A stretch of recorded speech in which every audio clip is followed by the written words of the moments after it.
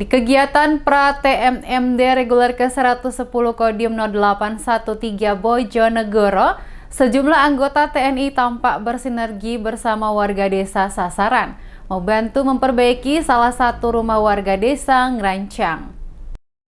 Pelaksanaan pra-TMMD reguler ke-110 Kodim 0813 Bojonegoro tampak sejumlah anggota TNI Kodim setempat bahu-membahu bersama warga desa Ngerancang membantu memperbaiki rumah Waryanto. Waryanto, warga desa Ngerancang, mengaku tidak pernah memperkirakan sebelumnya. Ternyata anggota TNI yang bertugas di desa mereka dalam rangka persiapan TMMD reguler ke-110 cukup sigap dan ramah. Sikap kebersamaan dan kegotong royongan yang diusung oleh anggota TNI ini menjadi tauladan bagi masyarakat desa sasaran TMMD.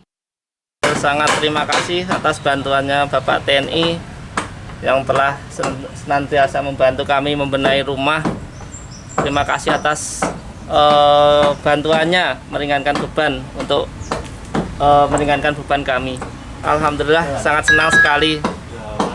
Terima kasih Bapak TNI.